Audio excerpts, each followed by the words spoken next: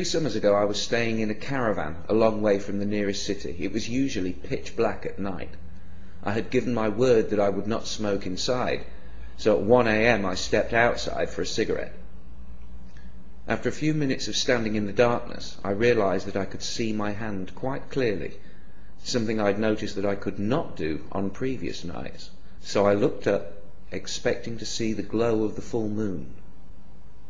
But the moon was nowhere in sight. Instead, there was a long glowing cloud directly overhead. The Romans called it the Via Galactica, the Road of Milk. Today we call it the Milky Way.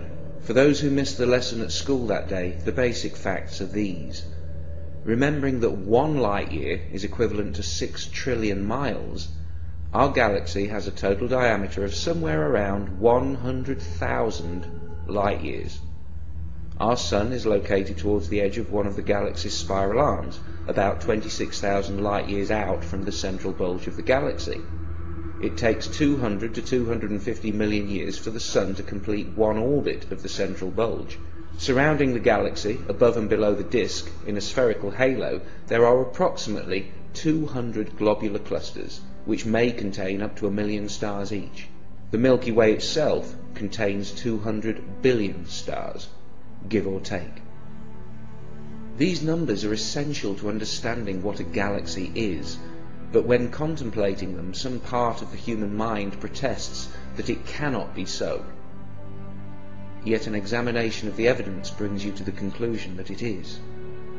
And if you take that conclusion out on a clear, dark night and look up, you might see something that will change your life.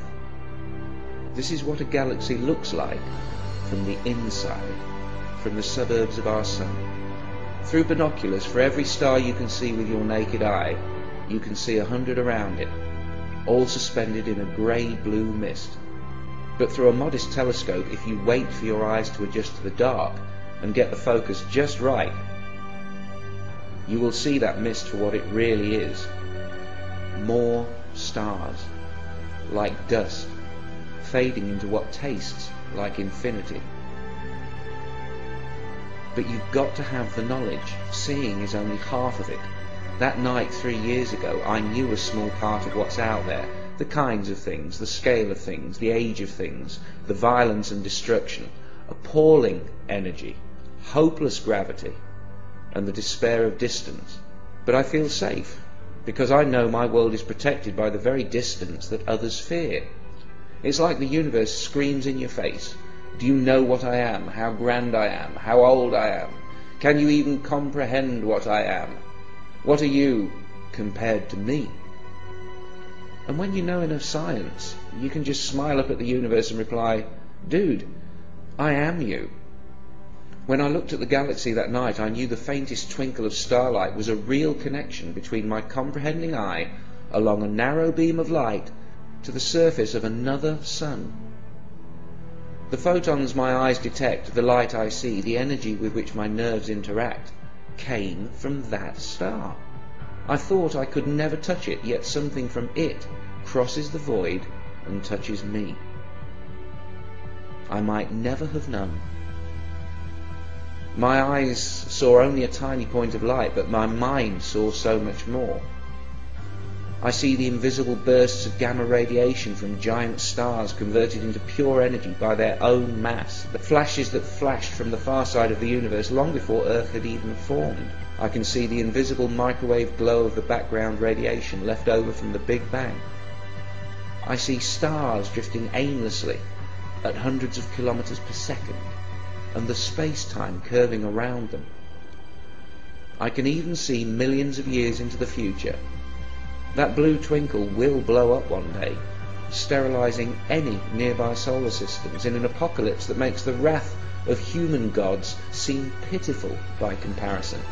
Yet it was from such destruction that I was formed. Stars must die so that I can live. I stepped out of a supernova. And so did you.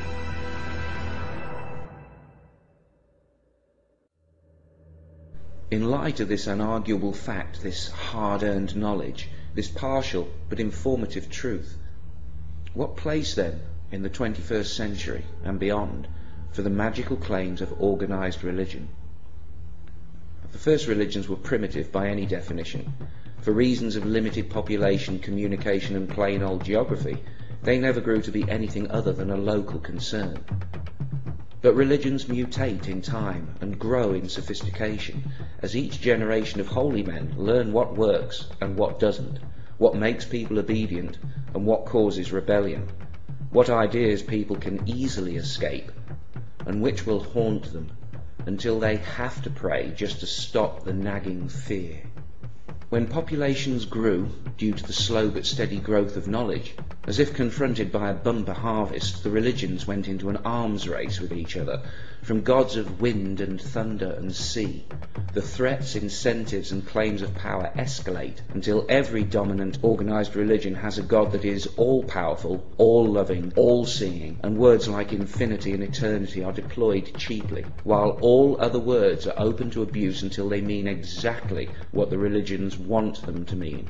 That night under the Milky Way, I, who experienced it, cannot call the experience a religious experience, for I know it was not religious in any way. I was thinking about facts and physics, trying to visualize what is, not what I would like there to be. There's no word for such experiences that come through scientific and not mystical revelation. The reason for that is that every time someone has such a mindgasm, religion steals it, simply by saying, you had a religious experience. And spiritualists will pull the same shit. And both camps get angry when an atheist like me tells you that I only ever had these experiences after rejecting everything supernatural. But I do admit that after such experiences, the moments when reality hits me like a winning lottery ticket, I often think about religion and how lucky I am that I am not religious. You want to learn something about God? Okay. This is one galaxy. If God exists, God made this. Look at it, face it, accept it, adjust to it, because this is the truth, and it's probably not going to change very much. This is how God works. God would probably want you to look at it, to learn about it, to try to understand it.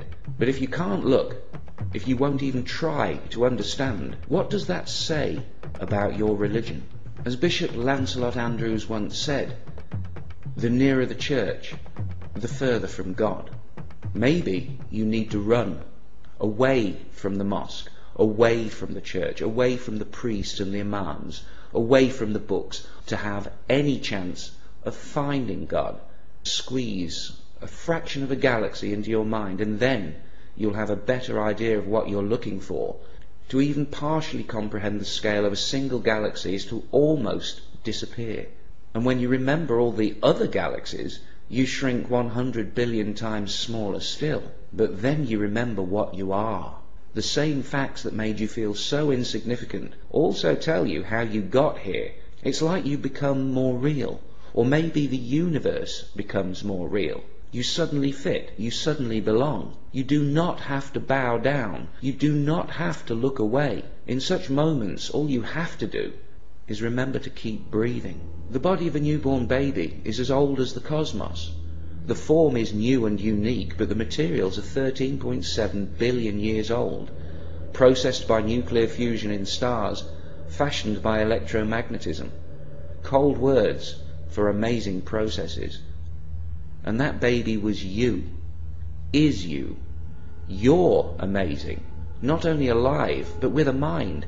What fool would exchange this for every winning lottery ticket ever drawn? When I compare what scientific knowledge has done for me and what religion tried to do to me, I sometimes literally shiver.